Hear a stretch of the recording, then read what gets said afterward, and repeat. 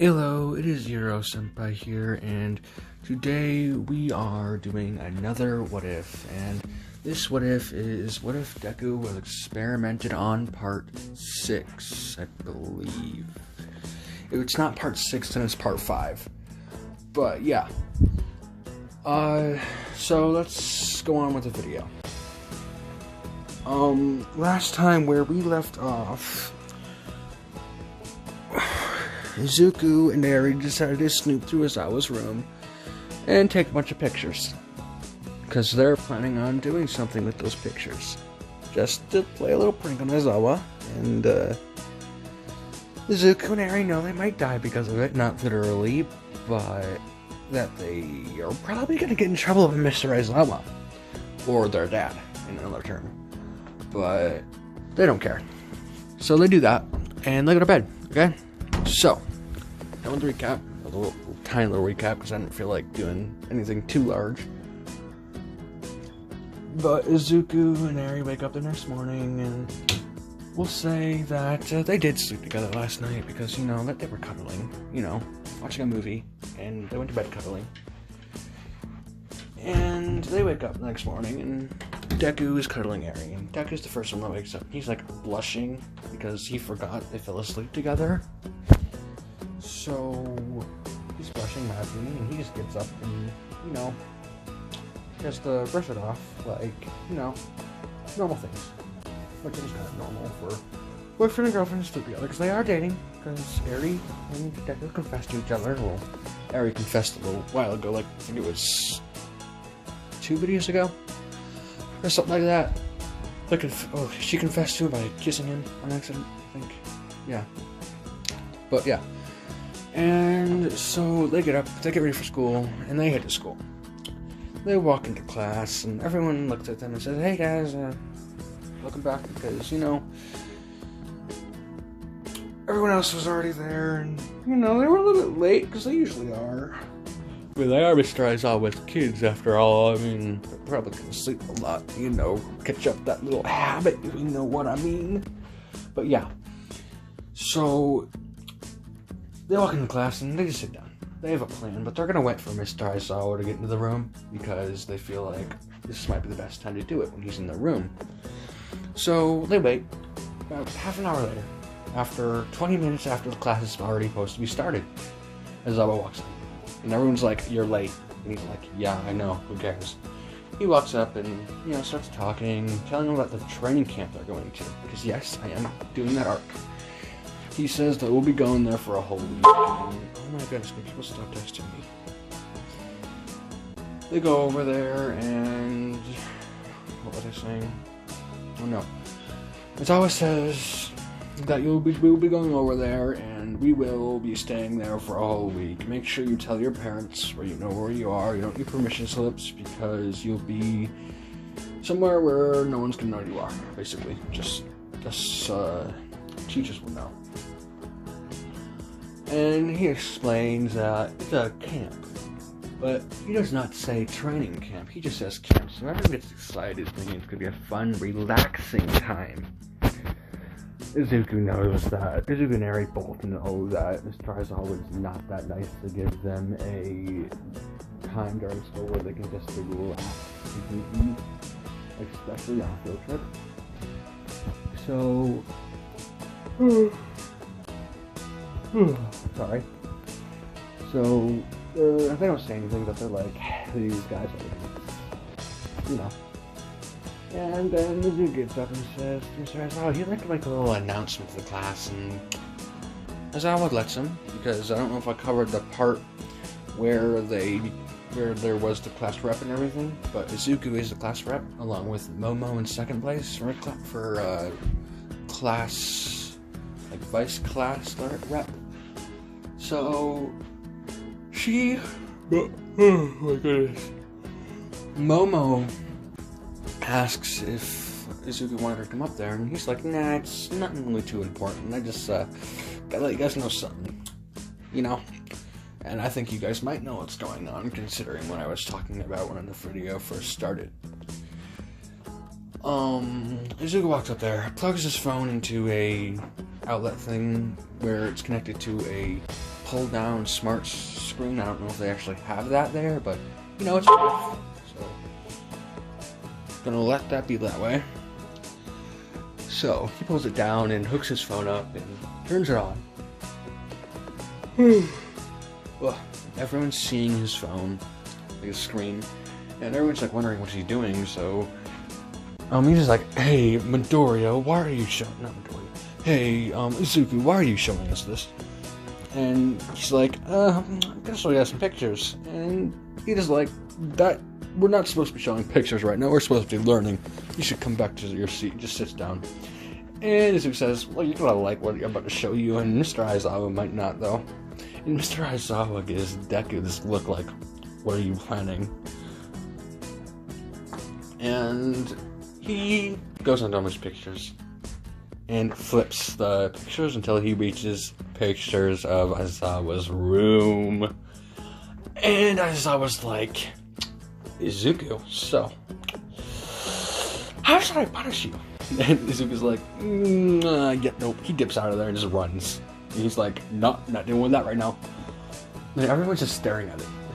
They're seeing these pictures, this slideshow of Aizawa's room, and they're like laughing their heads off right now. And Mr. Aizawa gives everyone this look and says, "If everyone does not shut up right now, I will expel you all, just like I did to an invisible girl on the first day." And everyone shuts up quickly because they know that he might not be messing around. So they shut up. Except for one idiot called Mineta, because, you know, idiot. He doesn't get expelled, but as I was like, "Didn't I just say shut up? If expulsion's not enough for you, how about I beat you around a little bit?" Because Aizawa, he's embarrassed right now because he didn't want anyone to know about that. But he'll get over it, you know. And Aizawa calls Deku on his phone. Oh, never mind, his phone's at class. So Aizawa just sits down, and he's like, "We're gonna wait for Izuku to get back." And Izuku gets back about an hour later. So he's like, "I ain't going back to class until he cools down." He gets there, thinking that Aizawa has cooled his giblets. He was totally wrong. As soon as he walked into that class, a scarf was wrapped around him while Aizawa was trying to use his quirk to erase it. Of course, we all know that Izuku's quirk cannot be erased. It can only be erased for a split second and it's back, you know.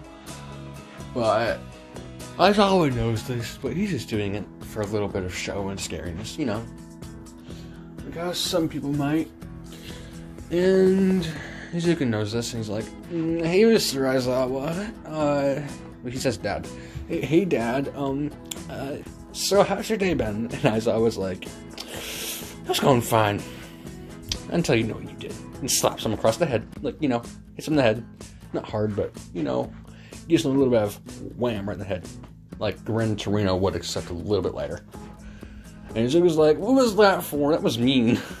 And Aizawa says, "I don't care if that was mean. You just leaked personal photos." And Izuku's like, "Yeah, cool. I'm gonna sit down now." He walks away. So I was like, "Oh, that kid." And they go home. They go to bed. Because I just wanted to add a little bit of fun into there. I don't know if anyone's actually gonna think that's fun. So, please, someone comment down below. Tell me if you guys thought that was funny at all. I don't know if it was or not. I ain't really good at comedy. But, you know, I'm trying different things, see what you guys will like, and all that. But they go home, and we're gonna go to the next day. And this day they are going to the training camp. So Izuku, he does pack some stuff for the training camp. Because he knows that he has to be careful. Because he knows something bad's probably going to happen with Aizawa. He doesn't know about the villain attack, but he definitely knows about Aizawa has something planned. So they get in the bus, and they ride there. All of a sudden, they stop, and Aizawa says, "We're here." Everyone gets off the bus, and they're like, "Where's the campsite? We're on a road." And, you know, the Wild Pussycats are out there, and they explain, like, the camp's over there, and I think it was Denki in the canon that said this, but I'm gonna say it's Denki that says, "Oh guys, get back on the bus and run!" And Zuko, at this point, he is standing back against the wall, because remember there was that cliff back there? He gets against the cliff, and he knows what's gonna happen, so he stands back, just in case he might be able to avoid it. Everyone, including Eri, gets swooped in, because he didn't want Eri. Eri knew something bad was gonna happen, but she's like, let's just stay here. So everyone gets swooped in, and YY Pussycats and Aizawa thinks everyone got swooped in, and then Izuku speaks up and says, "So, can I get a ride on the bus?" And everyone looks back and like, "So you didn't go, huh?" And he's like, "Aizawa, I know you better than you think. I ain't gonna fall for something like that." Aizawa's like, how about no? And he erases his quirk for a split second, so that big buff kitty man, what do you want to call him? I forgot his name again. Grabs him and throws him off a cliff. Because I was like, you just throw him. So he does. And the two girls, I think three maybe, were like worried, like, why did you just throw him off the cliff? Because the other kids slid down on mud, so they were fine. But everyone's worried about him for a second. And Aizawa says, he'll be fine, he's sturdy enough. And he lands down there. Sure enough, he's fine. And just a note. Aizawa does not know that he can control half of his darkness completely covering his body. At least half of his body, I mean. And, oh crap, I forgot to do that one part in the Stain arc. He was supposed to unlock a certain power back there. Oof, I'll have to do it here then. So, like, not in this part, like exact part, but we'll do it in the camp training arc. You know, this arc at some point, just not yet. And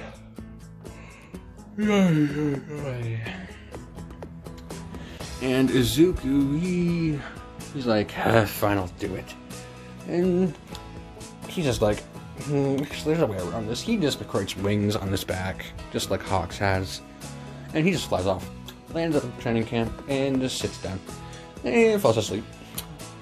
Everyone is friends with the forest, including Eri, and Eri's having a fine time because she can just touch the things and they're gone, like one touch. Like, pinky finger, touch, boom, gone. And they get there a little bit earlier because of Eri, just because she can take them out by touching them and isn't like an attack complete type, so she can do that. I just realized something, Eri's quirk is completely overpowered. Like, who would give her that kind of quirk? She can, because I even made it so she can manipulate regular stuff, so maybe I made it a little bit too overpowered. But yeah, whatever.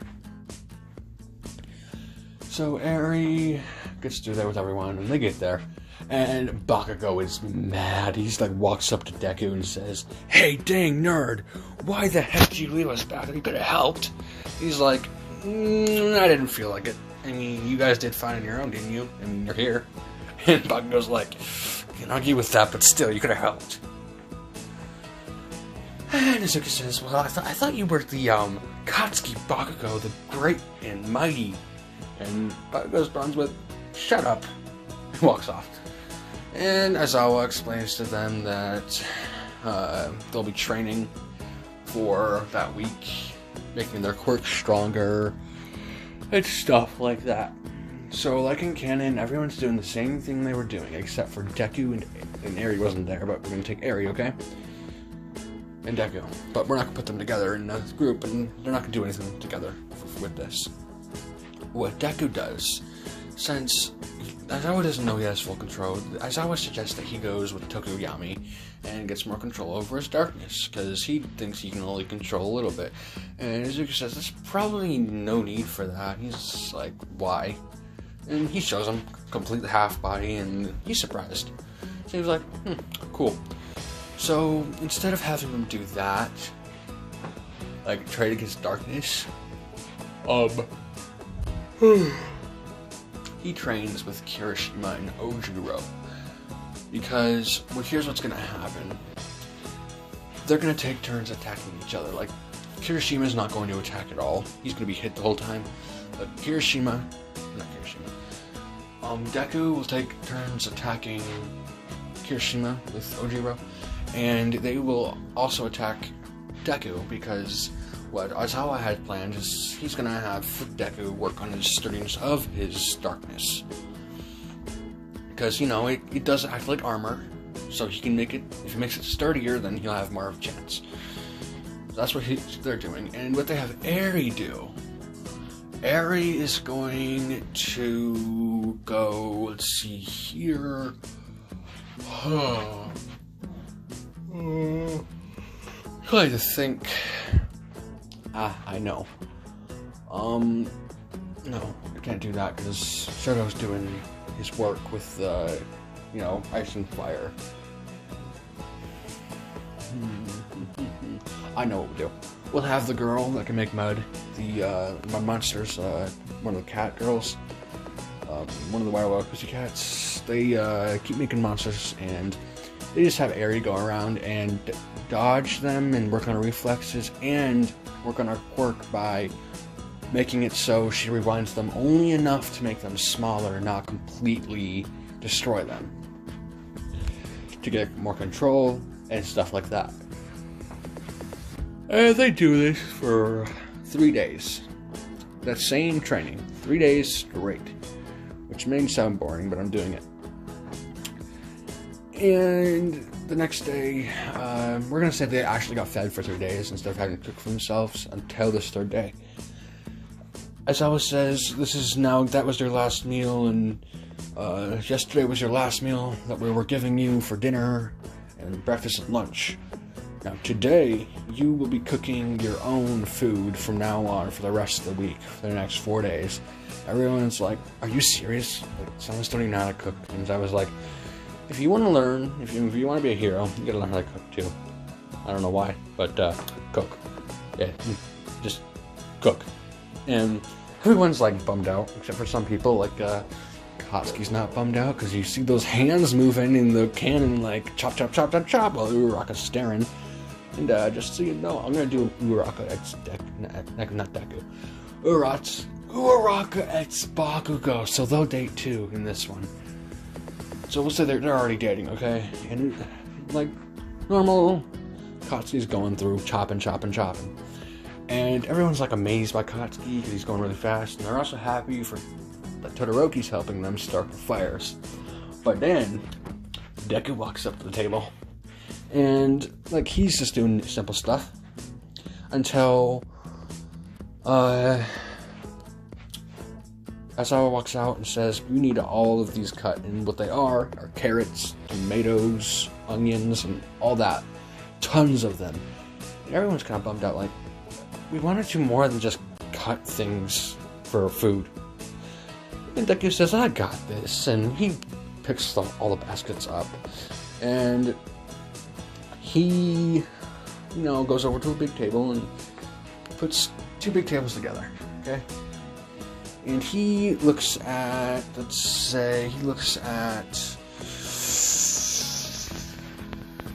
Dark Shadow and I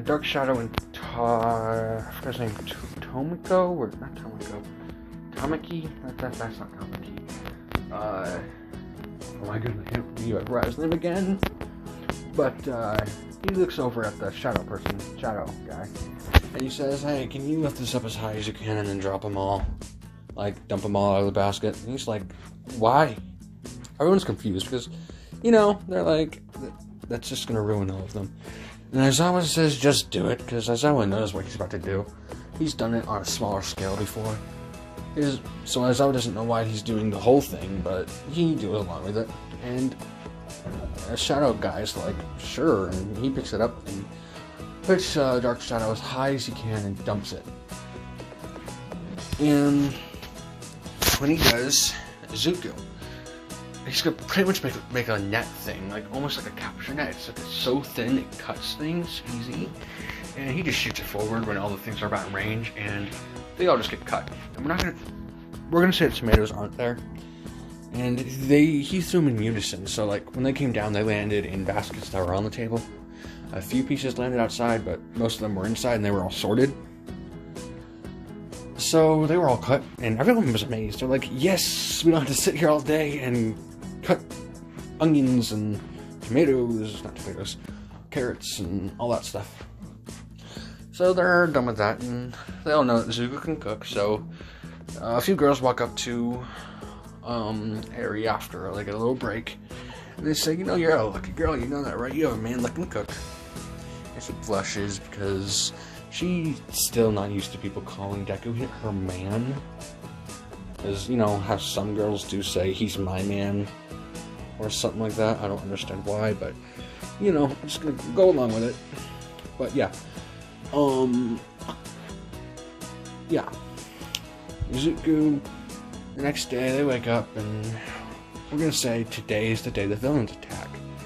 And they're doing that thing during the night at some point where they're going to the forest to do the test of courage. Oh crap. No, let's not do that yet. We'll say that this is the day when they do attack, but let me go back to the beginning of the day. Today is the day to meet Koda, because let's say Koda was like out with his step-grandpa, step-grandpa. Because, his parents still died in this one. And you guys will understand why Zuko's going to unlock this power when he does here. As I just realized it would actually be better for him to unlock it here. And Zuko meets him, and, Zuko, let's just say Zuko always has blackness around the area that Koda punched in the cannon. Because he knows that if he gets hit there, he's going to be in pain. So, he makes sure he always covers that. And when he tries to talk to Koda tries to punch him there, and all you hear is ding, because it's like a metal. It's like metal, and everyone's like looks over and they're like, "What the heck was that?" And Koda's like down on the ground, like not on the ground, yeah, but on the ground, sitting on his butt, crying like, "You hurt my hand," and he's like, "I'm so sorry. I didn't mean that." And the White Wife was kind of looking along with all the teachers and not teachers, classmates, and they're like, "Dude, what the heck was that?" He's like, well, my armor made kind of harden this area with armor because I don't want to be kicked there and then be hurt. So yeah. And everyone understands, but they're like, "Dude, I don't think it actually make a ding sound though." And I'm like, just go along with it, you guys. Please pretend you didn't hear anything or see anything. But he picks up Koda and goes over to the Wild Wild Pussycats and gives him to her and says, "Sorry." And after Deku took a shower, he asks them about it, and they explain what happened with Koda's parents and how they died by a villain named Muscular. Even though Koda didn't want them to tell him. But they did it anyways because they thought he deserved to know, because he did almost punch in the ball, so we'll do you a favor and tell you since he did try to do that to you. And so they tell him. He's like mad at the person that did it, but he can't do anything. At least that's what he thinks. And yeah. So later that night, they cook for themselves, and he notices that Koda isn't there.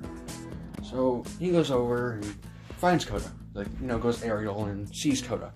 Lands over by him, and Koda's like, "What are you doing here?" And gets mad at him and tells him just to go away.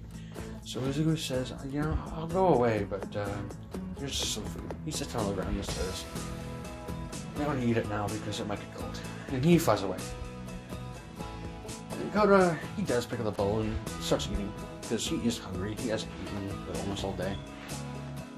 Because he was trying to make sure the heroes weren't doing anything, because you know how Koda is. He's all, heroes of this, heroes bad, heroes bad. They're just gonna die if they become heroes. And all that. Fake heroes and crap. But, then when he gets back, and they're doing the test of courage, I think it was called, or something, where they're walking through the woods and people will try to scare them.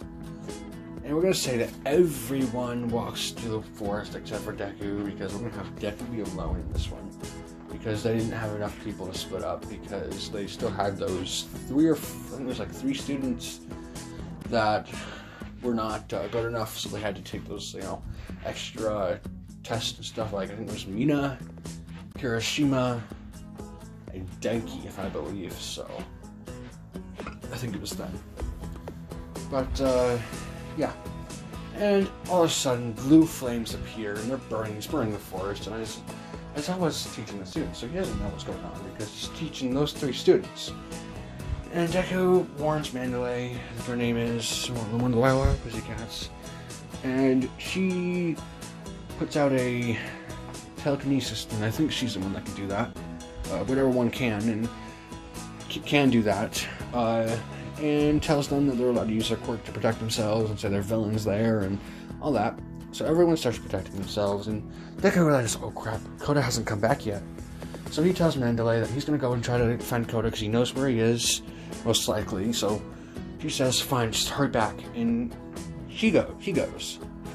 He gets there, and there's a big man standing over Koda about to hit him. And Izuku's like, I gotta act fast. So he uses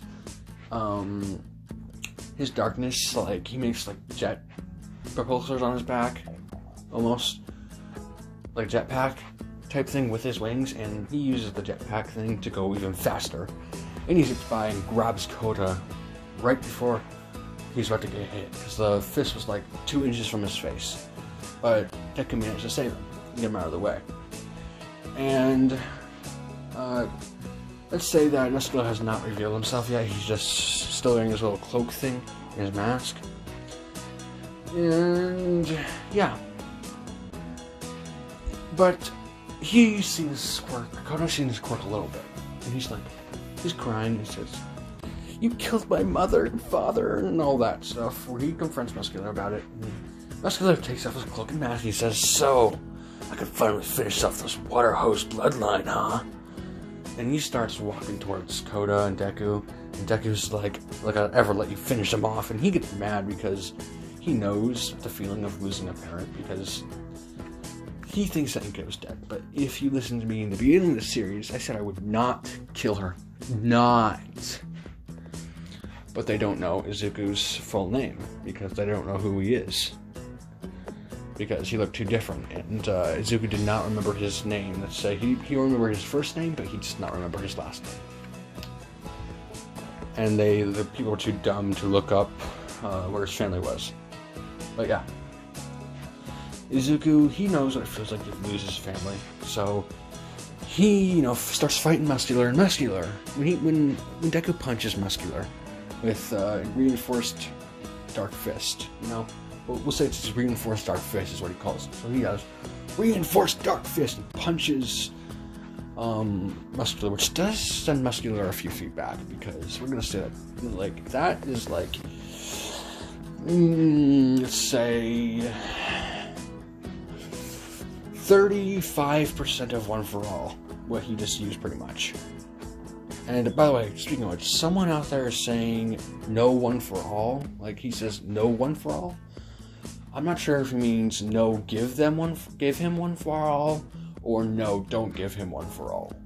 I don't really know what you mean. So if you can make that more specific, so I can get more of a specific answer from you, I'll talk to you with it, because there's still a chance I can give him one for all, because I can just say that All Might hasn't given it yet, because we still have not met Mirio.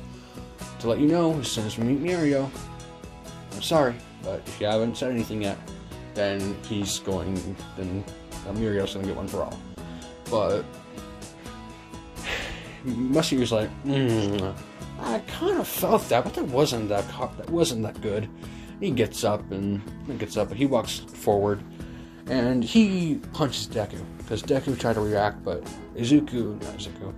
Muscular was fast, and he hit Deku. Deku goes flying into the wall just like cannon. And you hear a crack in his arm, because he didn't have enough time to put up an offense on his arm. So when he gets up, he decides, I gotta, use it. So he covers half his body in blackness, trying to protect himself. And it's not enough, though, because, Muscular is punching him and punching him and punching him. His armor starts cracking. And when Deku's on the ground, Koda shoots a blast of water at Muscular. And Muscular looks at... No, he doesn't shoot a blast of water, he throws a rock. And Muscular looks at Koda and says, so, you wanna die now, kid? And goes into his rage, and he starts building up even more muscle and about to attack him. And Deku gets up and says, like I'd ever let you do that! And charges at him, and he makes a sword this time and cuts one of his muscles. Like, it doesn't do much because his swords aren't, like, sharp enough to cut his muscles, because, like, think about Demon Slayer, and, like, think about how hard some of the demons' necks are. Like, his skin is almost as, his muscles are almost as hard to cut as some of the demons. So he does cut a little bit off, but doesn't, not much, but it does hurt Muscular. Because it was one of the more sensitive muscles in his body. And Muscular, like, goes back for a second and rebuilds that muscle really quick, and Muscular says, "Nice job, kid. I actually felt that one." And he charges back at them and hits Deku again. And again, smashing him into the ground. Just like in canon, how, you know, he gets, like, really hurt, but Deku gets back up. And he stands in front of Koda. And Muscular charges. Deku grabs Koda and jumps. So he reinforces his muscles in his legs and jumps. So he was able to dodge Muscular's attack. Then Muscular, he stops, turns around, and says, "How about you stay still for a split second here?" And Deku says, "You know what? Fine." Deku charges Muscular. Muscular charges Deku. And we're going to say that Deku used all of his darkness to reinforce both of his fists and legs as much as he could. But he doesn't usually do this because it really hurts him. It can, like, tear his muscles in two because there's too much darkness, but he knows he's going to have to. So he reinforces them and is pushing Muscular back. Well, Muscular is getting kind of pushed back a little bit, but Deku's also getting pushed back sometimes. And Deku says, "Koda, get out of here. You need to get out of here." And he's, like, telling her to run and that he'll be okay and to get out. But Koda, he can't move. He's frozen in fear because the person that killed his parents is right in front of him. And Izuku gets slammed into the ground just like in canon. He's about to get crushed, and, you know, he thinks to his mom, I'm sorry, Mom. I wasn't able to keep living for you," because he does want to live for his mom, and he's apologizing to Mr. Aizawa in his head and how that is. But then, Koda blasts a water at Muscular and says, "Stop it! Get off of him!" Because Koda is worried about Deku right now because Deku has a broken arm, a broken leg, and a sprained ankle on his other leg. So Deku's in pain right now, and Muscular stops, like, hitting Deku as much, and looks over at Koda and says, "Don't worry, kid, I'll get you next."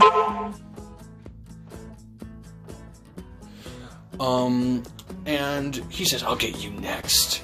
And, yeah. And when Deku hears this, just like in canon, he powers up and hits him, but powers up. But this time, it isn't. He powers up his darkness, but he doesn't just power up his darkness in this one.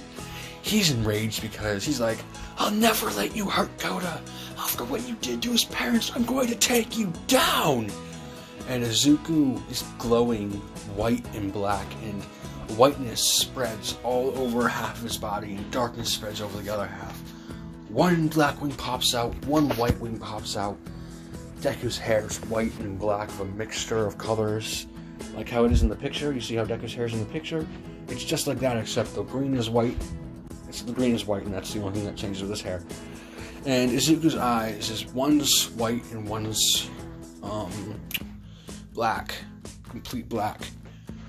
Because, like, his eye color, well, one was pretty much already complete black, so let's just say his color, the main color of his eye changes. So his eye, even the white part is black, but in the other eye, only the green part is white.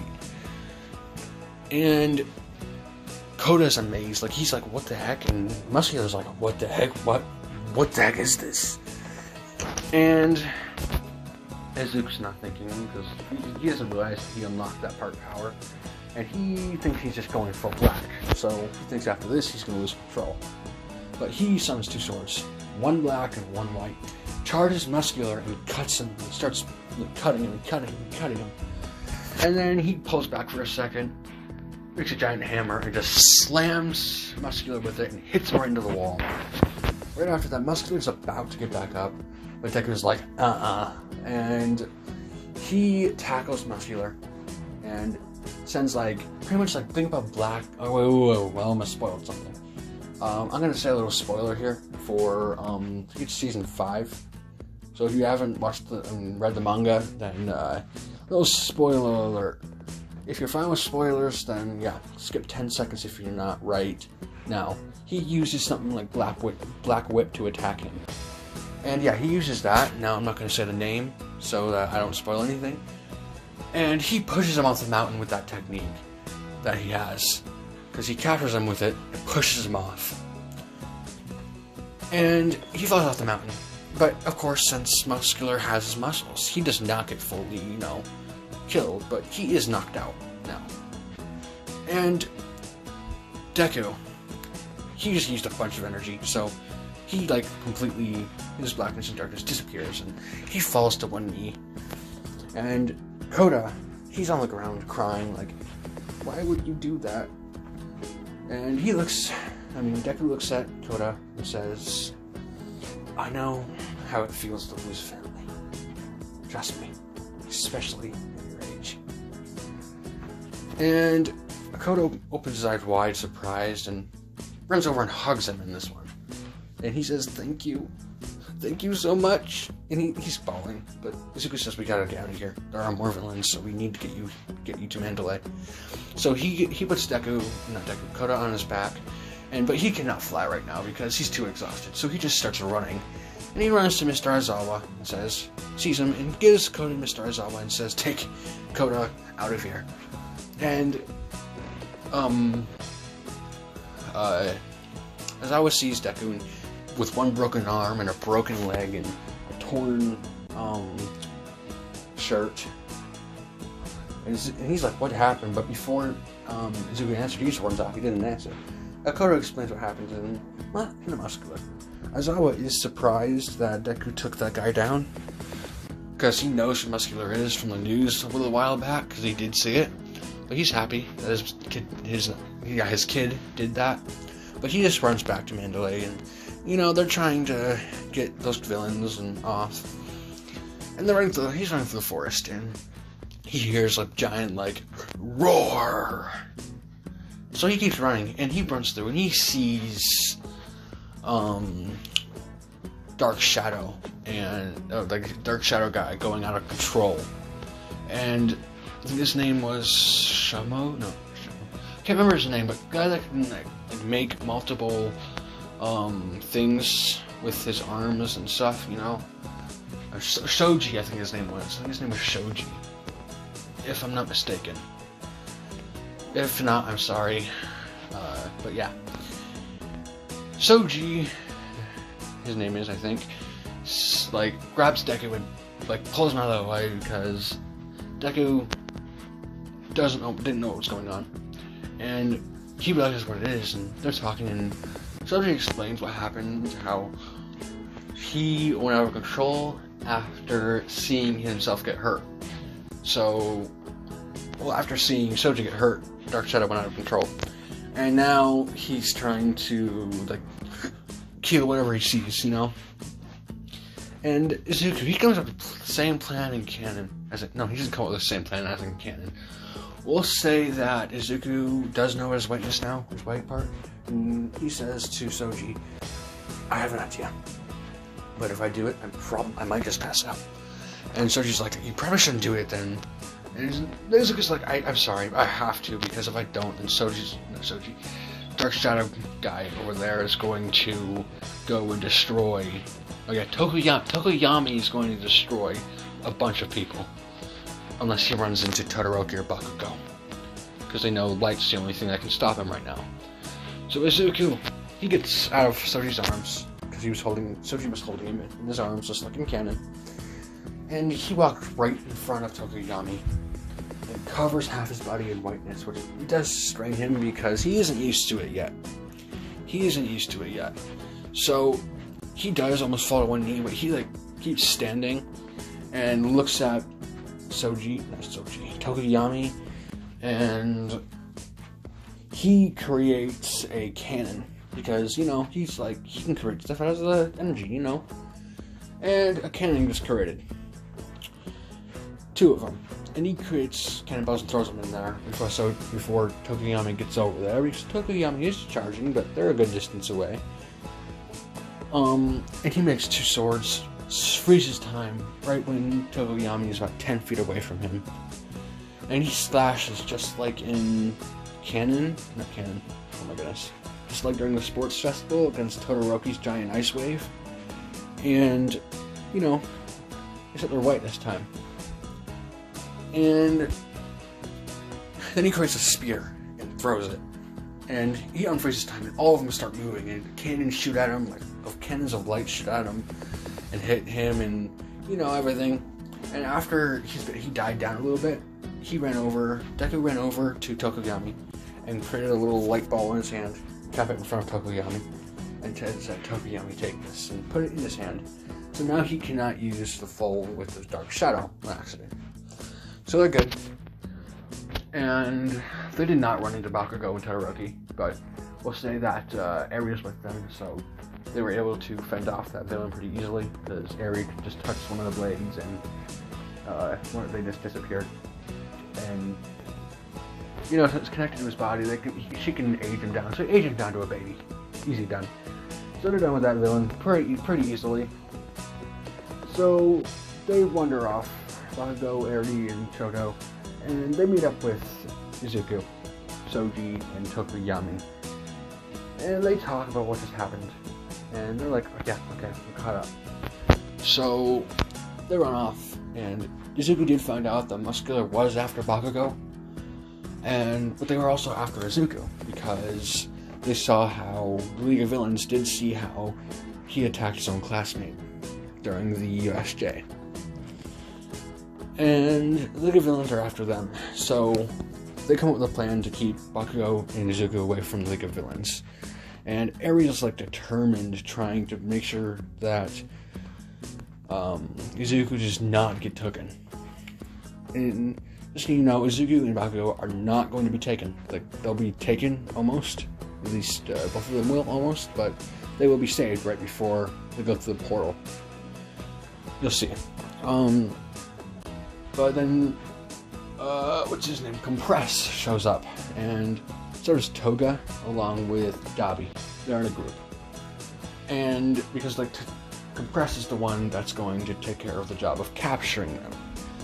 And Toga and Dabi start distracting the other students, and when Izuku and Bakugo have their backs turned, because they are friends, so they were, like, back-to-back, protecting each other, but Compress sneaks in there, and grabs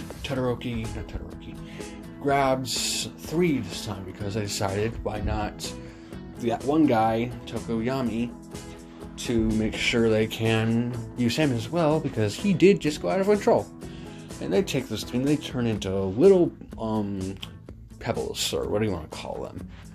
And everyone notices this, so they're charging at him, trying to get them back, which they do fail at first. Compress jumps away, just like in Canon, and Todoroki uses this giant ice wave to try to stop him, which does stop him a little bit, because he catches him in it, but Dabi just shoots fire up and melts him out before Todoroki or anyone could reach there. And he just keeps running, and he sees the purple portal. He's about to enter, but right before he can, we're going to say that Ida runs through and grabs them. But let's say he missed Deku, okay? He grabbed 2 of them, but he missed Deku. And he's like, oh crap. And they're about to get away. And dumb Dabi, like he is holding his hand out, like, looking at Todoroki. Not Dabi. Oh my goodness, Dabi isn't a villain in this one. What if there's some other guy with a fire quirk, okay? Some other guy with a fire quirk is holding him out, because he's dumb. Dumber than Dabi. And Todoroki sees this, so he charges forward. And so does Ida. And Todoroki's like, Ida, combo move. Because let's say they've been working on a combo move, because Todoroki and Ida are friends in this one.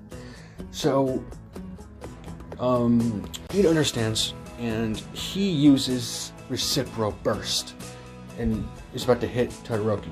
And everyone's like worried, what are you, like, saying, what are you doing? And Todoroki just jumps up, freezes both of his feet to absorb the impact of the kick, and he gets launched forward by his feet, like almost like a missile. And he shoots right past the fire guy and grabs Deku right before he was taken. Right before he was almost taken. Like, it would have been a second longer, and Deku would have been taken. And when the villains get through, Shigaraki's like, we lost two, but we got one. Is that what he thinks? And the fire dude's like, about that. Some kid just grabbed it before I could get it all the way through. And, you know, he's like, you dang idiot, and kills that fire dude by, you know, decomposing him, or whatever. So, yeah. And they save them, but when they get Izuku out, because Bakugo and Tokiyama were already out, and they were fine. But when Izuku comes out, he's sleeping, because he got knocked out, because he was worn out, so he did. Oh my goodness, what did I say? He knocked out. And they're all worried for a second, thinking he's dead, but Todoroki walks up and feels his pulse, but he's fine, just sleeping. But they see the broken arm and stuff, so Taco did what he did. And then, actually, let's say Eri rewinds his body to before he was broken. So he's fine. They don't even need a recovery girl, and Eri makes sure that everyone in that area is healed. Now, the League of Villains are gone. Police and aliens show up, but Izuku, he's still passed out because, you know, he isn't just going to wake up. He's still exhausted. Because we're going to say that it does not revive his energy when Eri rewinds him. It just does his physical body. But Eri is worried about Izuku because he gets taken to the hospital. And after the police capture the villains that were knocked out and stuff, Eri rewinds the guy that was turned into a baby before they put medicuffs on him. Most of them are medicuffs, like in Flash, except we'll call them quirk cuffs. They just cancel out the quirks. And yeah, quirk canceling cuffs. And she turns him back into a human. Not human, oh my goodness. Back into an adult, his age. And the guy's freaking out, like, let me out of here, I'm gonna kill you all! And screaming, and one of the police officers just walk up and take his, like, you know those, like, bat things they have on the side of their, belt that they use in, like, prisons and stuff. He just takes it and whacks him in the back of the head, knocking him out, and says, we don't need any fuss from you, and they take him. And let's say that the Wild Police Cats, one of them go with them to make sure that they'll be okay. And thanks to Animal Guy, the girl that lost her quirk in the canon did not lose it because he saved her from getting her quirk taken. So yeah, they're okay. And Izuku is in the hospital once again. And he's asleep for just a few hours because Eri did everything else to save him. So he's fine.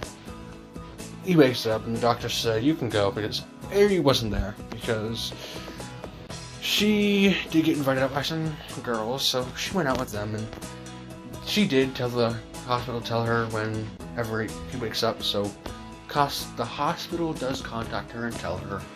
She's like, I'll be over there in a sec, and the guy's like, no, he went home, because he was fine, so we discharged him, and she's like, okay, so she just heads home, sees Izuku inside after she walks in and hugs him and says, I was worried about you, you know that, right? You decided to go after it alone again. And Izuku says, well, I really had no choice. I wouldn't have done anything, then Koda, the kid there, would have died. So, yeah. And are talking, and she finds out what happened with Muscular, and she's surprised. And his power. And he tells Aizawa too, and Aizawa's surprised too. He's like, cool. Because only those three know about it now. Him, like Izuku, Aizawa, and Eri only know about the power that Izuku has. So yeah, I'm gonna end it off right there, right after that arc, you know? So, I almost fell off my bed. So, yeah, that happened. So, I'll see you guys next video. Stay safe from all this corona stuff. And make sure that,